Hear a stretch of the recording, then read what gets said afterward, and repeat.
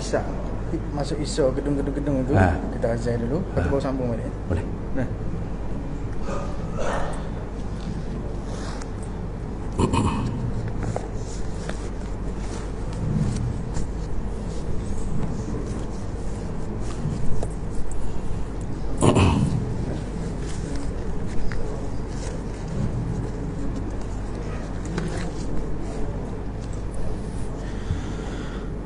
Assalamualaikum warahmatullahi wabarakatuh.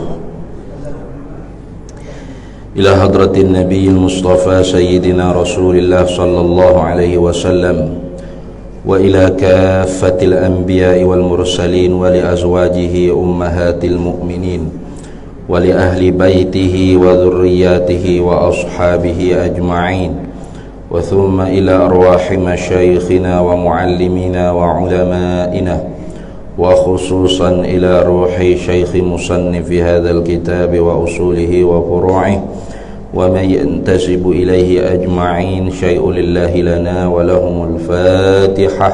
أعوذ بالله من الشيطان الرجيم. بسم الله الرحمن الرحيم. الحمد لله رب العالمين الرحمن الرحيم مالك يوم الدين إياك نعبد وإياك نستعين اهدنا الصراط المستقيم صراط الذين أنعمت عليهم غير المغضوب عليهم ولا الضالين. بسم الله الرحمن الرحيم.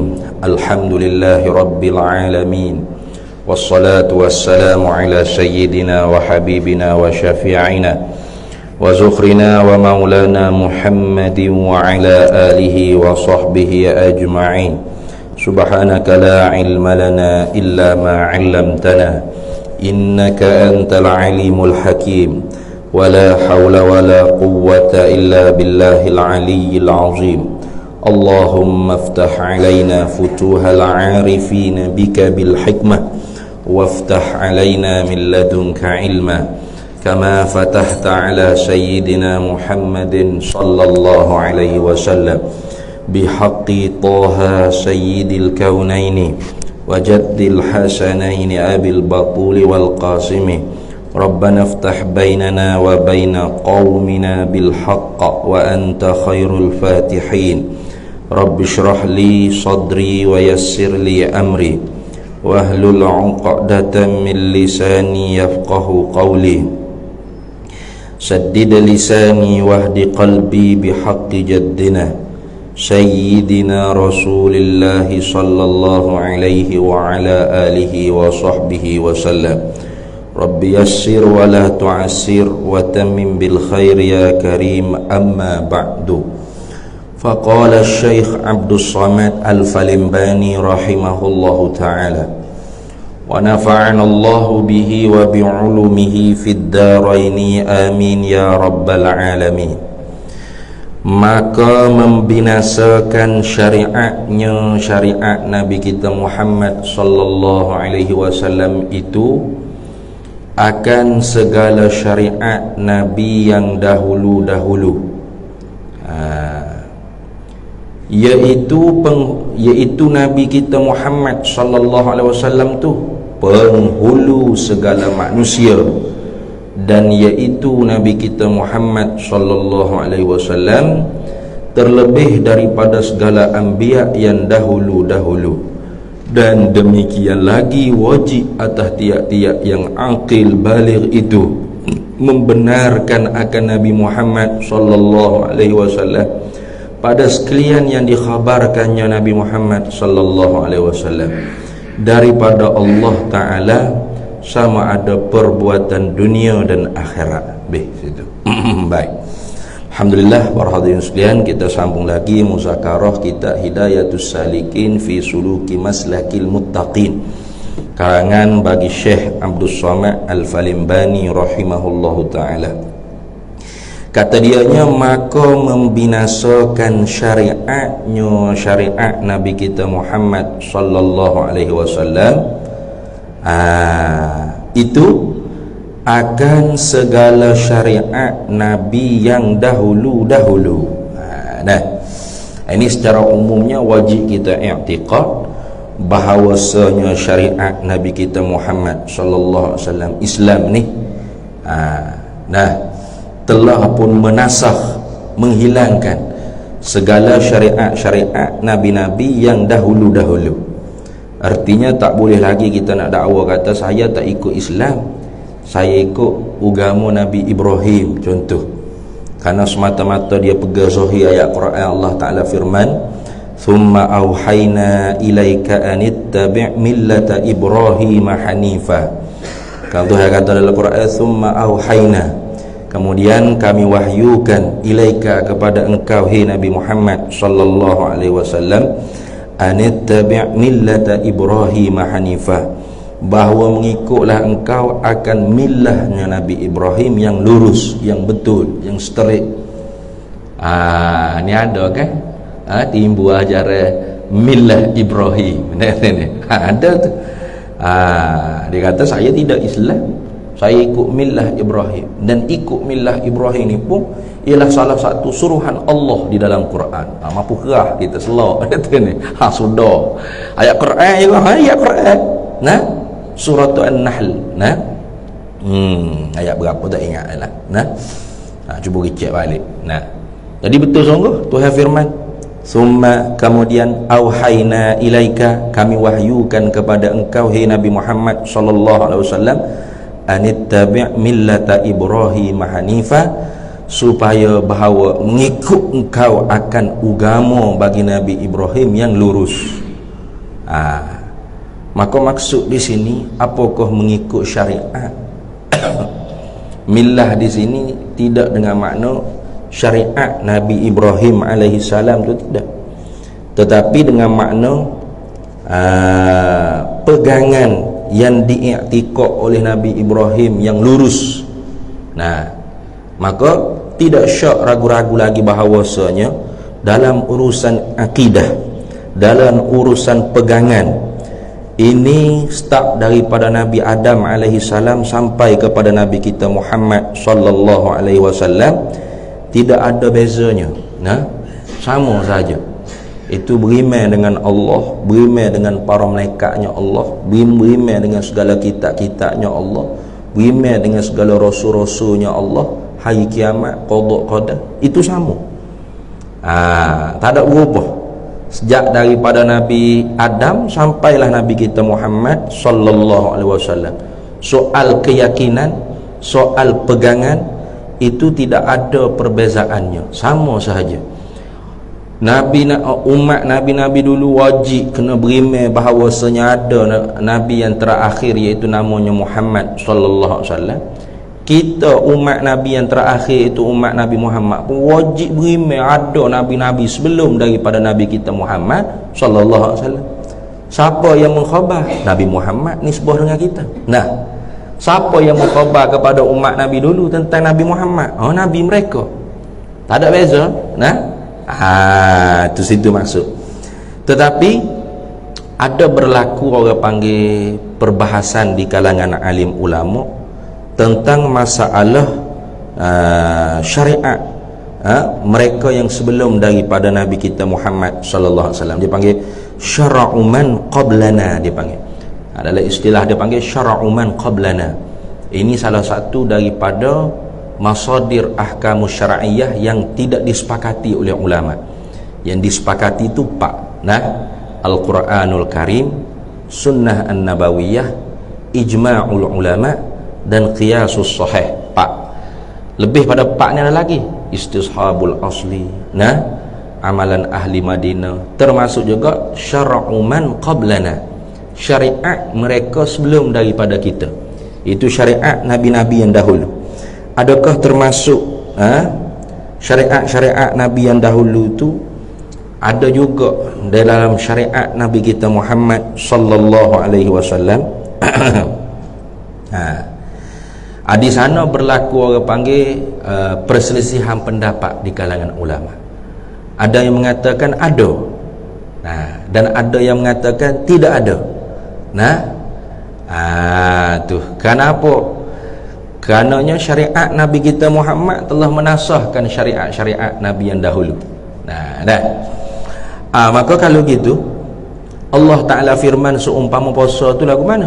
Tengok Tuhan kata dalam Quran kan, Ya ayyuhalladzina amanu kutiba alaikumus siyamu kama kutiba alal ladzina min qablikum la'allakum tattaqun.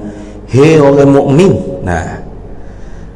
kami memfardukan, kutiba alaikum, diwajibkan ke atas kamu puasa, kama kutiba alal ladzina min qablikum la'allakum tattaqun, seperti mana hukum diwajibkan di atas orang-orang yang sebelum daripada kamu. Artinya syariat syar'u man qablana, ada juga orang panggil puasa.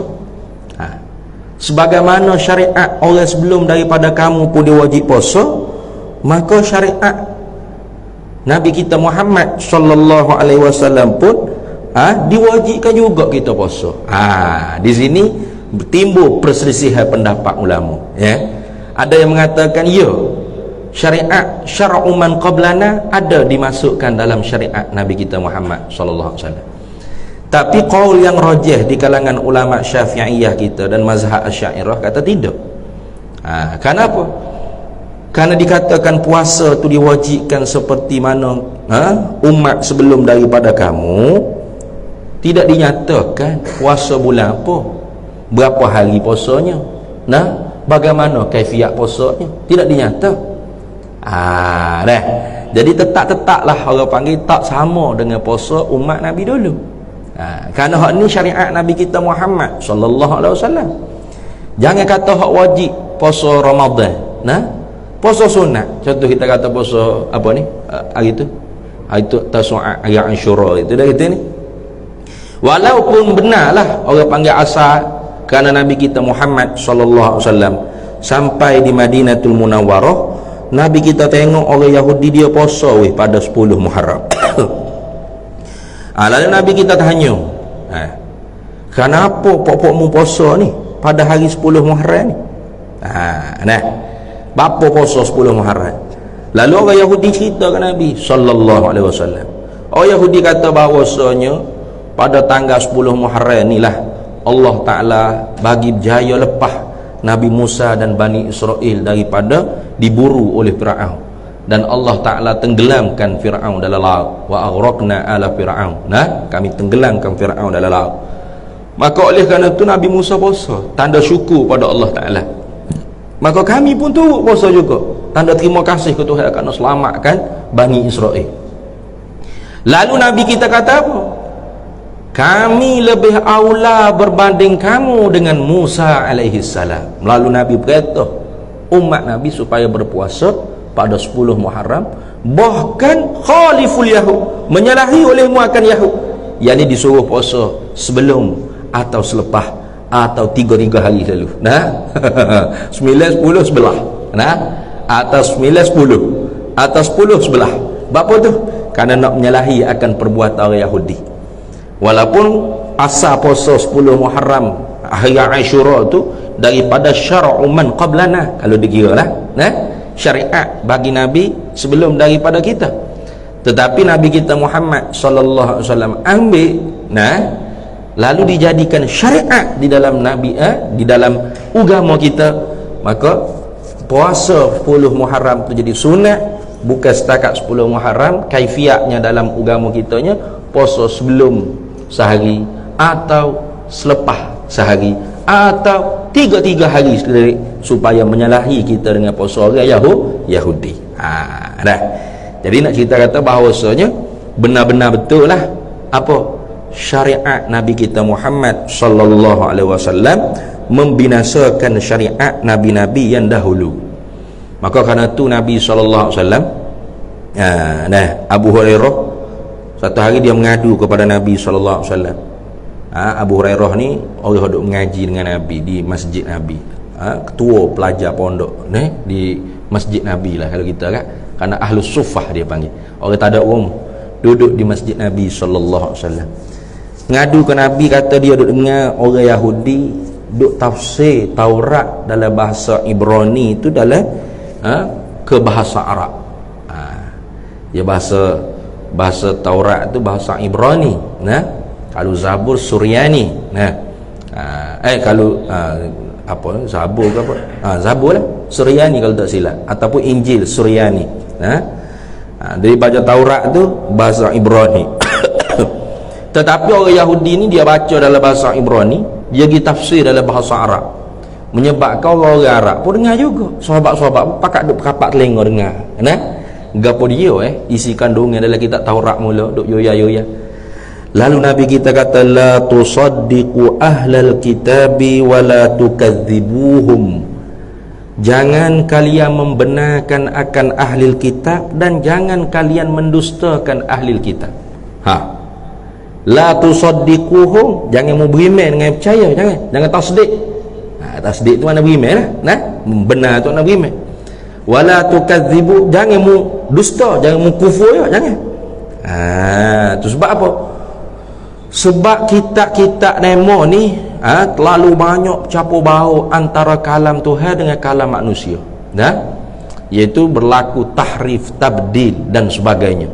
Berlaku orang panggil penyelewengan, pertukaran, pokok tambah dan sebagainya. Maka Nabi SAW bagi saranan kepada kita, jangan kita percaya belaka dan jangan kita kata dusta belaka. Bimbang takut kita kata betul belaka, benda kita kata betul tu tak termasuk daripada wahyu Allah. Masuk daripada nafsu syahwat rohik-rohik pendeta-pendeta Yahudi. Dia capur, Tok Rebah dia capur dia sini. Dia masuk orang panggil kalam-kalam dia sendiri dalam kitab suci Taurat tu. Dan jangan mendustakan belaka, jangan. Takut bimbang kata hak mendusta tu ialah wahyu daripada Allah. Kalau dusta wahyu tu apa? Kerana kita wajib beriman, wajib percaya. Patut lagu mana? Lalu qulu, kalian kata lagu ni, amanna billah, kami beriman dengan Allah, wa ma unzila ilaina, dan apa yang diturunkan kepada kami, yakni Al-Quranul Karim, wa ma unzila ila Ibrahim wa Ismail wa Ishaq wa Yaqub wal asbat, wa ma utiya Musa wa Isa, wa ma utiya an-nabiyyuna min rabbihim la nufarriqu baina ahadin minhum wa nahnu lahu muslimun. Dan kami beriman dengan apa yang diturunkan kepada Nabi Ibrahim, suhufi Ibrahim wa Musa, wa Ismail, dan Nabi Ismail, dan Ishaq, dan Yaqub, wal asbati, dan anak cucu cicitnya Nabi Yaqub alaihi salam. Kerana Nabi Yaqub ni digelar dengan Bani Israel, maka Bani Israel inilah paling banyak sekali di kalangan mereka nabi-nabi yang dilantik oleh Allah Subhanahu wa taala. Sebab tu Allah Taala bila nak panggil, nak seru Yahudi ni dalam Qurannya, Allah Taala seru dengan keturunan dia. Ya Bani Israil azkuru ni'mati allati an'amtu alaikum wa anni faddaltukum 'alal 'alamin. Hei anak cucu cicit Nabi Yaqub, itu maksud gitu. Jadi panggilan Israel ni sebenarnya kena kepada Nabi Yaqub. Bani Israel artinya anak cucu cicit Nabi Yaqub. Mulia dah tu, mulia. Itulah gitu dah. Jadi kita kalau nak marah tu jangan marah ke Israel, marah kepada Suhyuniyah, iaitu Zionis. Ada buat jahat ke orang Islam tu ialah Zionis. Perampas tanah air orang Islam di Palestin, nak buat negara haram Israel, iaitu negara haram Suhyuniyah, negara haram Zionis. Wa ma utiya Musa wa Isa, dan apa yang diberikan kepada Musa dan Isa, mana Taurat dan Injil. Wa ma utiyan nabiyyuna min rabbihim, dan apa yang diturunkan kepada nabi-nabi daripada Tuhan mereka itu, la nufarriqu baina ahadin minhum, dan kami tidak memfarakkan, tidak membeza-bezakan di antara mereka itu para nabi-nabiullah. Wa nahnu lahu muslimun, dan kami baginya ialah orang yang menyerahkan diri, itu orang Islam lah, orang yang berserahkan diri, mana orang Islam. Itu ni kerana apa? Kerananya syariat nabi-nabi yang dahulu tu nak jumpa hak original tu payah. Payah. Terkadangnya bukan syariat nabi dulu, lepas tu hak direka-reka oleh fuak-fuak ulama-ulama, pendeta-pendeta ya, pendeta Yahudi, pendeta Kristian, rahib ni ya, ya reka-reka sendiri, padahal bukan mari daripada nabi-nabi mereka. Itu. Maka sebab tu kita kembali kepada hak asal lalu. Mana? Yang ni kita percaya dengan Allah, percaya dengan Quran hak diturun oleh Allah, dan percaya dengan kitab-kitab hak diturun oleh Allah kepada nabi-nabi, hak asal, hak asal. Bukan hak ada tangan Yahudi lah ni, bukan hak ada tangan Kristian lah ni. Kerana hak tu campur bau. La tusaddiquhum wa la tukadzibuhum. Kita tidak boleh membenarkan semuanya, dan kita tidak boleh kata dusta semua sekali. Lepas tu hak mana secocok dengan Al-Quran ada. Maka hak tu disyaki ni. Hak tu hak original. Hak original. Hak tidak ditahrif lagi. Jadi hak mana hak pening lalak, hak cerita Tuhan bapa, Tuhan anak tu, hak tu cara tu. Hak tu cara tu. Mana mungkin nabi-nabi dulu membawa manusia kepada menuhankan manusia. Semua nabi-nabi ni membawa ke manusia menuhankan Allah, mengesahkan Allah, mentauhidkan Allah. Itu dah. Tu. Jadi ada juga dalam Quran Allah Taala cerita syariat-syariat nabi-nabi dulu. Tapi bukanlah untuk kita wa'amal, tidak. Hanya sebatas cerita. Antara lainnya Allah Taala cerita, antara lainnya syariat orang Yahudi, Allah Taala pernah mengharamkan mereka ni makan makanan daging-daging binatang yang ada kuku. Dalam Quran sebut, wa 'alal ladzina hadu harramna kulladzi zufrin wa minal baqari wal ghanam. Dan di atas orang-orang yang Yahudi orang-orang Yahudi, haramna, kami mengharamkan, kata Tuhan, kulladzi zufrin, akan tiap-tiap binatang yang mempunyai kuku. Jadi fofok Yahudi dulunya, mereka pernah diharamkan dalam syariat agama mereka nya, tidak boleh makan jenis binatang yang ada kuku. Mana? Ayam, koitik, serati ke ada kuku laka tu, tak boleh. Tak boleh. Wa minal baqari, lembu tak ada kuku. Tapi hak diharamkan di atas mereka, wa minal baqari wal ghanami haramna alaihim syuhumahuma, kami haramkan makan lemak-lemak daripada lembu, kambing, kerbau dan sebagainya. Tak boleh makan lemak. Kita boleh masuk giabok ke sedap, illa ma hamalat zuhuruhuma, melainkan hak mana lemak lekat pada tulang belakang daging, payah sangat nak hilang. Awil hawaya, ataupun apa yang melekat di dalam isi-isi perut, lembu tadi tu. Au makhtalat bi'azmin, ataupun lemak-lemak hak lekat pada tulang-tulang daging. Ketika tu tidaklah jadi haram. Zalika jazainahum bibaghihim wa inna lasadiqun. Demikianlah kami balaskan akan mereka itu Yahudi kerana kedegilan mereka itu. Dan sesungguhnya kami ni, Tuhan ni, Tuhan kata, ialah Tuhan yang maha benar pada segala-galanya. Jadi ada juga dalam Quran tu Allah Ta'ala cerita tentang syariat nabi-nabi dulu. Tu. Tetapi bukanlah untuk kita pun mengamalkan dia. Hanya nak cerita kata bahawasanya pernah syariat nabi dulunya, syariat pada orang Yahudi ni, pernah Allah Ta'ala haramkan mereka makan binatang-binatang yang mempunyai kuku. Begitu juga pada lembu, pada kambing, iaitu lemak-lemak mereka, melainkan lemak yang lekat atas tulang belakang, dan lemak yang terlekat dalam perut-perut, serta lemak yang melekat pada tulang-tulang. Itu saja. Hak lain haram. Sampai tahap tu nak cerita kata bahawasanya ada dalam Quran ni cerita syariat Nabi dulu, tapi bukan untuk kita amal, tidak. Hanya sebagai khabar, nak cerita kata bahawasanya syariat Nabi dulu tu ada berbeza dengan syariat Nabi kita Muhammad sallallahu alaihi wasallam. Banyak lagi dari segi lain. Di zaman Nabi Musa tu disyariatkan apa tu? Pada hari Sabtunya mereka tu dilarang bekerja. Ada kan? Tiap-tiap kali hari-hari kerja ikan tak timbul sakit hati pok Yahudi, diuji email dia. Hari Sabtu kena cuti, tak boleh kerja, kena pergi ibadat. Ikan duk joget atas surga. Duk joget keleng wak nganjing pula. Jadi oleh kerana orang Yahudi ni tak kuat email pok ya.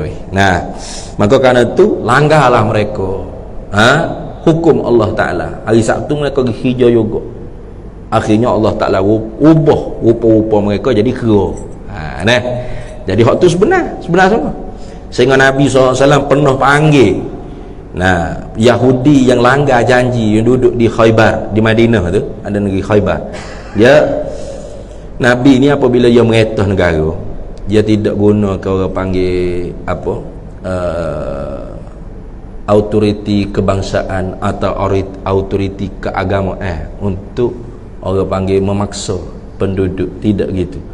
Sebab tu negara Nabi tak letak nama Daulah Quraisyiyah wala Arabiyah atau Daulah Islamiyah. Tidak itu. Letak Madinatul Munawwarah, negara maju yang bergemerlapan. Jadi diikatkan penduduk Madinah yang berbilang suku, kaum, agama di dalam satu perjanjian wathiqah Madinah. Nabi kata innahum ummatun wahidatun min dunin nas. Sesungguhnya semua mereka itu mana siapa? Innal muslimuna min Quraisy wal muslimuna min Yathrib wal yahudi walahiqa bihim wajahada ma'ahum innahum ummatun wahidatun min dunin nas. Nabi satu kan? Syaratnya mesti kena sama-sama nak bersusah payah mempertahankan dan memajukan negara Madinatul Munawwarah. Itu dah. Tapi penduduk Khaybar ni pada satu masanya orang Islam Madinah diserang oleh fuak kafir Quraisy. Fuak dia tidak buat senyap, katuk gate kampung dia. Wak tak tahu biar Madinah kena serang. Kita dah counting dah. Kalau demo serang masuk Madinah, fuak kita dah senyap. Demo tak itu nak serang. Kerana orang kafir Quraisy nak serang orang Islam. Maka ketika tu selepas menang peperangan tu Rasulullah disaung fuak Yahudi ni, ya ahlal qiradah, hei nate kira, bekeng tak, bekeng. Tapi sungguh kerana langgar janji, sebagaimana tok nenek moyang mereka mula langgar janji pergi hijrah hari Sabtu, Allah Taala ubah kira. Maka Nabi SAW seru panggil siapa? Orang Yahudi keturunan kira mulanya, hei nate kira, kasar dia. Tapi kasar kena pada tempat tu, tak kasar dia panggil, kena adil, betul sungguh. Jadi bukanlah seorang nak dakwah ni dia kena kecap baik semua, tak semesti gitu. Kalau kena tempat dia kita panggil gitu, kena tepat betul itu, betul. Hak kita tak boleh katanya kalau benda tu tak betul. Kita kata benda tak betul. Mana? Hei ahli neraka, tak boleh tu. Fofok neraka, tak boleh. Sebab hak urusan neraka syurga ni urusan Allah Subhanahu Wa Taala. Kalau hei orang fasik, hei orang jahil, boleh. Tak ada apa. Betul. Tapi nak sebelum hei tu dulu kena lembut dululah. Ni ada martabat dia kata ni. Nasihat dengan baik dulu tapi tak dengar kata juga. Tu tengok dalam kitab Sirus Salikin. Karangan Syekh Abdul Somad Falimbaniyah Sirus Salikin. Metode dakwah. Dia ajar dah kita. Bukan kata mesti kena lembut, sama lembek, sama. Dah. Ada tempatnya kita boleh kerah. Kena kalau orang jenis menyebar ajaran sesat, dusta pada agama. Tak ada apa kita panggil dia. Hei kazzab, hei dajjal. Orang ulama panggil gitu. Kazzabun dajjalun. Panggil gitu. Kita apa ni ustaz, dajjal ni. Dia ni. Tak kena panggil hei nabiullah, hei waliullah. Dah duk sebar ajaran sesat ni kan. Hei dajjal lah. Orang nasihat tak dengar, orang suruh berhenti jangan duk tak dengar. Hei pendusta, hei dajjal, tak ada apa. Betul tu. Kena dah tu dakwah tu. Kasar. Dah. Kena dah. Jadi bukan ulama ni tak boleh kecek kasar langsung. Kena kecek lembut, berhalus, semua dah. Ada tempat kasar, ada tempat lembut. Ada tempat tak usah kecek berapa. Pakai gani selalu. Kita kecek gapo yang tak dengar kata. Nah, tu lagu tu. Habis itu. Baik. Tu.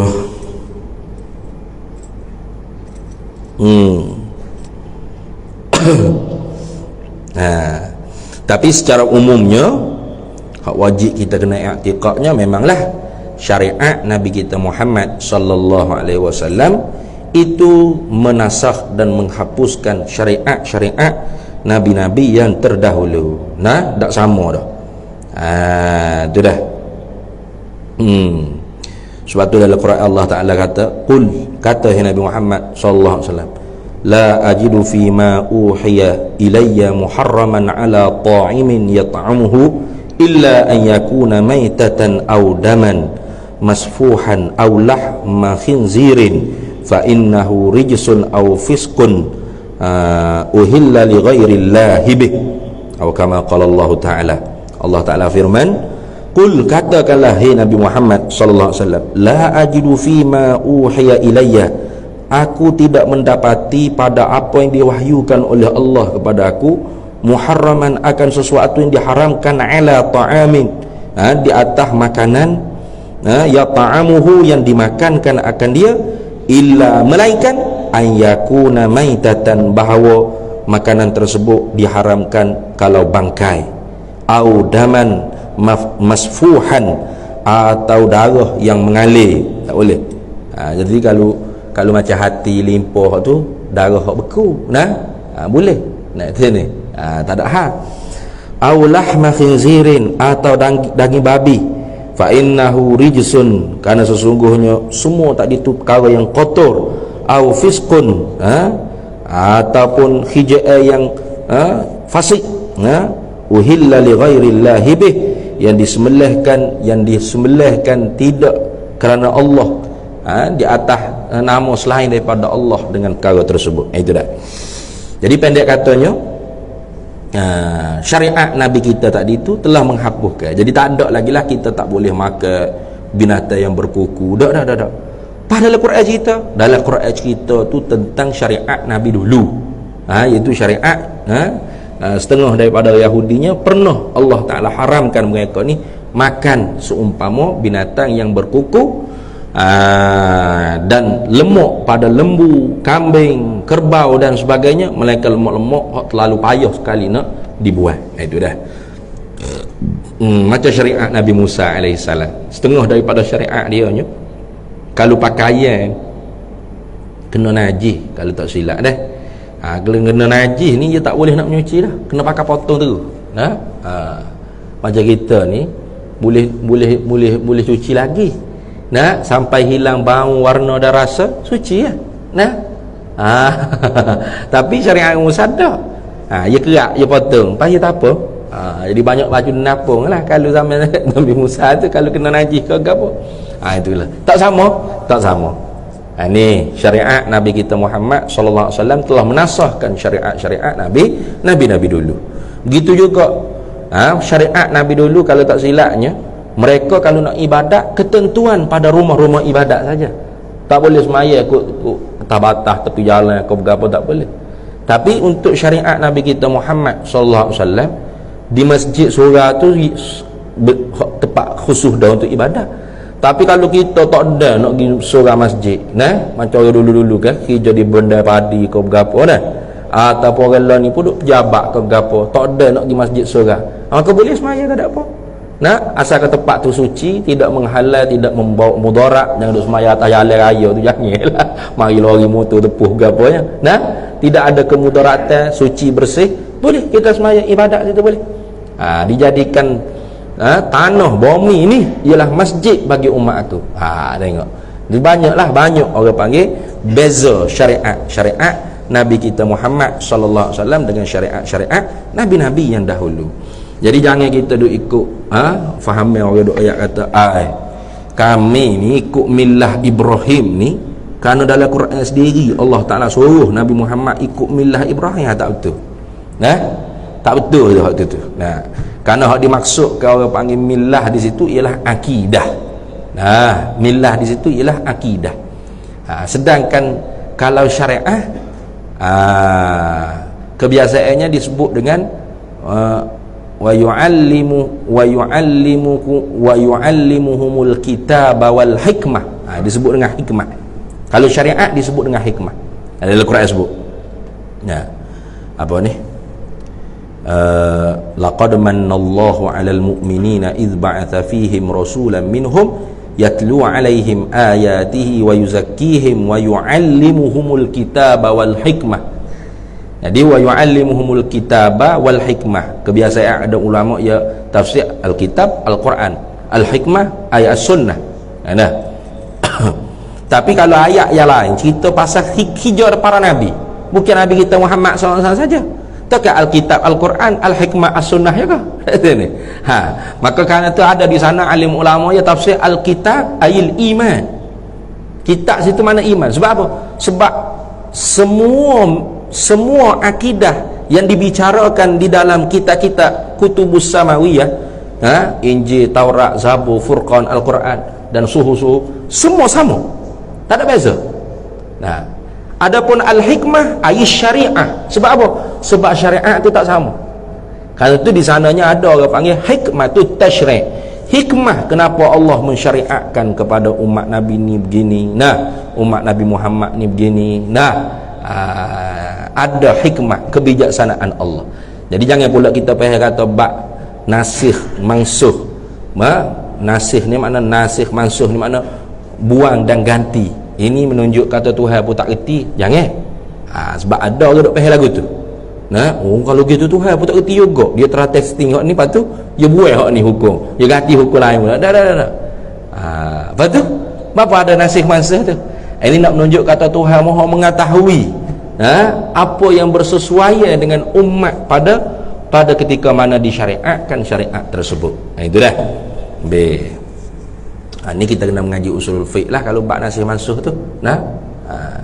Sebab ada hukum-hukum syariat yang dinasahkan pada bacaan tapi tidak dinasahkan pada hukuman. Ada yang dinasahkan pada hukuman tapi tidak pada bacaan dan sebagainya. Ada. Itu dah. Antara lain rejam penzina yang muhsan itu tidak ada dalam Quran. Asy-syaikhu wasy-syaikhatu idza zanaya farjumuhuma al-battata. Itu tak ada dalam Quran bacaan, tapi kekal hukumnya sampai kiamat. Dah. Habis situlah. Kemudian waktunya kita kena mengarung lagi dalam pengajian ilmu usulul fiqh kalau kita nak tahu lebih lanjut tentang nasikh mansuh dan tentang syar'u man qablana, syariat sebelum daripada Nabi kita Muhammad sallallahu alaihi wasallam. Ada perbahasan yang sungguh panjang. Secara umumnya maka membinasakan syariat Nabi Muhammad itu akan segala syariat Nabi yang dahulu-dahulu. Dah. Jadi tak perlu lagi kita kata saya ni kerak baju ni ikut syariat Nabi Musa. Dah. Ataupun bunuh diri ni kerana ikut syariat Nabi Musa. Nabi Musa sama dia kalau kena taubat bukan astagfirullah menyesal an-nadmu wal azmu wal iklan, pakai bunuh diri. Boleh weh? Zaman kita tak boleh. Tak bang syurga lah kita kalau bunuh diri kan. Jangan. Mungkin dia ikut syariat Nabi dulu kot. Dia bunuh diri. Tak boleh. Syariat Nabi kita telah menghapuskan segala syariat Nabi-Nabi yang dahulu. Adapun kalaupun nampak seperti zahirnya Nabi kita mengambil syariat Nabi dulu, sebenarnya sudah dijadikan syariat di dalam syariat Nabi kita Muhammad sallallahu alaihi wasallam. Itu dah. Yaitu Nabi kita Muhammad sallallahu alaihi wasallam itu penghulu segala manusia. Bunyi dah. Azal dulu dah.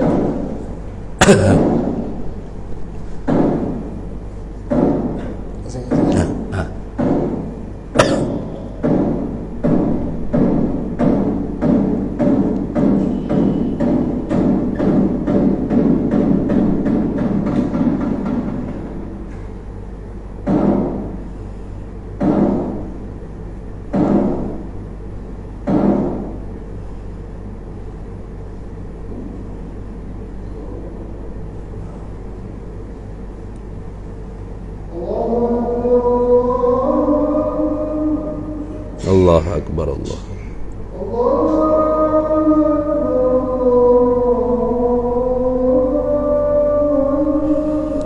Allahu akbar. Allahu akbar.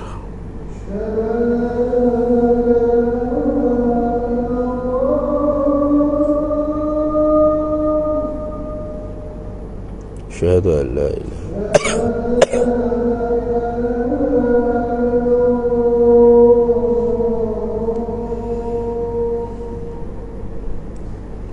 asyhadu an la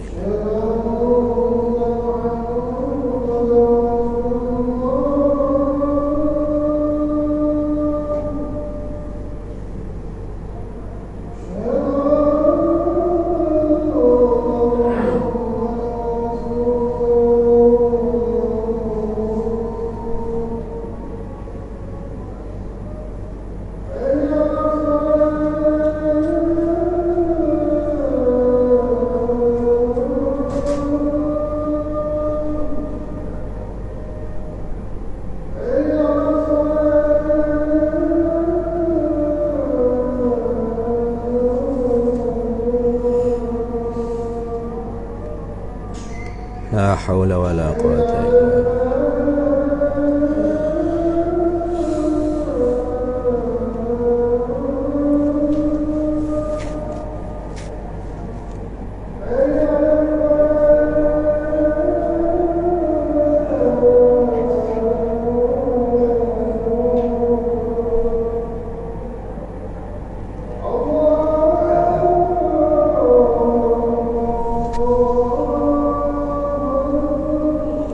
Allahu akbar. Allahu akbar.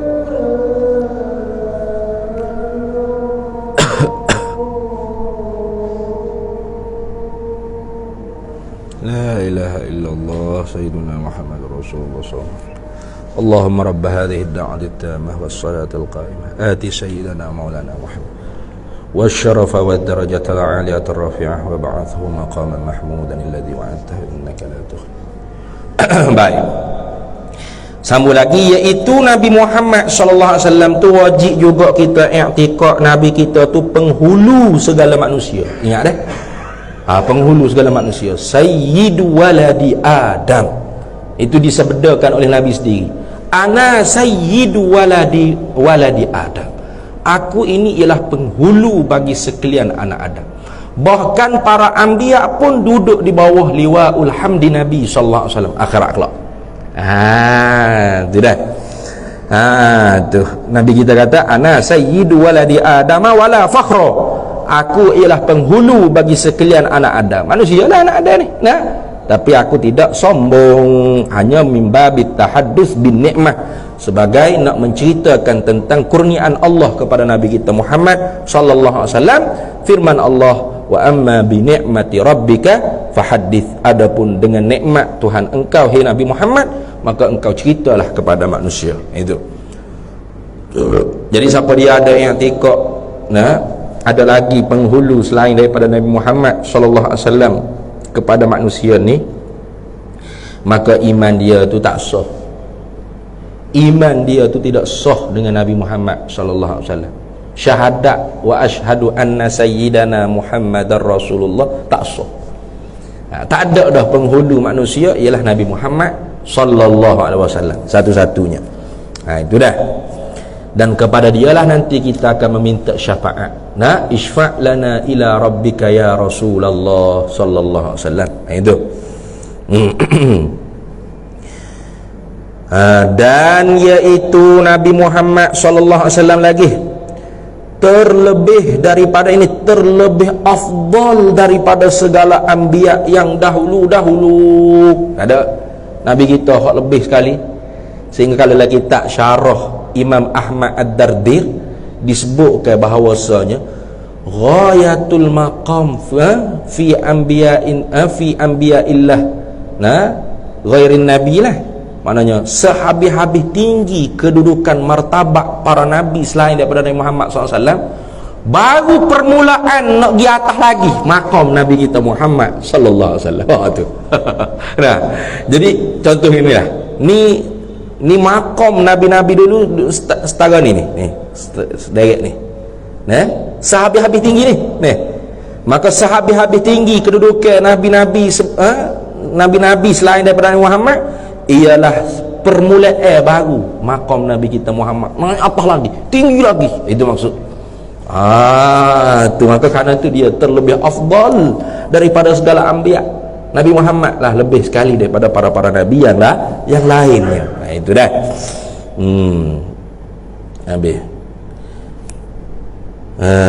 Tu. Kemudian kita nak lebih tahu lagi, kita nak lebih ma'rifah lagi kepada diri Nabi kita Muhammad sallallahu alaihi wasallam sebagaimana ambo ayat dah sebelum ni. Tak dapat tidak kita kena mengaji ilmu sirah an-nabawiyah 1. Kemudian ilmu syama'il Muhammadiyah 2. Kemudian ilmu khasa'isun nubuwah 3. Kemudian ilmu dalailun nubuwah 4. Jadi 4 ilmu lagi kita kena mengaji supaya kita benar-benar kenal hak Nabi kita Muhammad sallallahu alaihi wasallam. Kehaibatannya Nabi kita Muhammad. Kelainannya dia daripada manusia yang lain. Perjalanan hidup dia. Itu semua tu kita kena mengaji di ilmu lain. Hak ni tahap nak sah iman saja. Nak sah i'tikad saja. Habis. Dan demikian lagi wajib atas, wajib syarak juga ni, wajib atas tiap-tiap yang akil balik itu membenarkan akan Nabi Muhammad sallallahu alaihi wasallam pada sekalian yang dikhabarkannya Nabi Muhammad daripada Allah Ta'ala. Ni panjang sikit ni, kalau kita nak syarah ni kita sambung semula pula sebab dia buat mari ta'mim sama ada perbuatan dunia dan akhirat. Apa ini maksud perbuatan dunia di sini? Kita kena hurai panjang lagi tu. Sebab di sananya ada hak Nabi serahkan kepada kita, antum a'lamu bi umurid dunyakum, kalian tu lebih berpengetahuan tentang urusan dunia kalian. Ada kan cerita Nabi pergi satu kampung dusun di hujung Madinah, makan wah kemas sedap-sedap, berlemak-lemak. Awak tanah macam mana ni wah kemas ni? Gofak dia pun cerita ke Nabi, kami kahwin ke benih ni. Nabi kata gini yang moleknya tak payah buat gitulah, jangan duduk kahwin benih ni. Kemudian Rasulullah pun 1 tahun depannya pula Rasulullah pergi pula ziarah di kampung tu. Makan wah kemar dia tak sedap dah pada dulu. Tak berlemak molek ni. Dulu berlemak. Jadi sahabat kata dah, Rasulullah larang kami ni jangan duduk kahwin benih. Rasulullah kata antum a'lamu bi umurid dunyakum. Itu dah. Kalian lebih mengetahui dengan urusan dunia kalian. Maka hak di sini di mana ni? Hak mana urusan dunia? Hak kita kena membenarkan Nabi SAW. Hak mana urusan dunia? Hak kita diberi autoriti oleh Nabi untuk kita sendiri menentukan kebijaksanaannya bagaimana. Ini kita sambung semula pula. Wallahu a'lam wa ilmuhu atam. Di situ lah. Bismillahirrahmanirrahim. Allahumma inna nas'aluka min khairi ajilihi wa ajilihi ma 'alimtu minhu wa ma lam na'lam. ونسألك الجنة وما يقرب إليها من قول وعمل ونية واعتقاد ونعوذ بك من النار وما يقرب إليها من قول وعمل ونية واعتقاد ونسألك من خير ما سألك عبدك رسولك نبيك محمد صلى الله عليه وسلم اللهم فقهنا علم الشريعة والمعرفة والطريقة والحقيقة واستعملنا بها بحق سيدنا محمد صلى الله عليه وسلم رب فانفعنا ببركتهم واهدنا الحسنى بحرمتهم وأمتنا في طريقتهم ومعافاة من الفتن وصلى الله وسلم على سيدنا محمد وعلى آله وصحبه وسلم والحمد لله رب العالمين.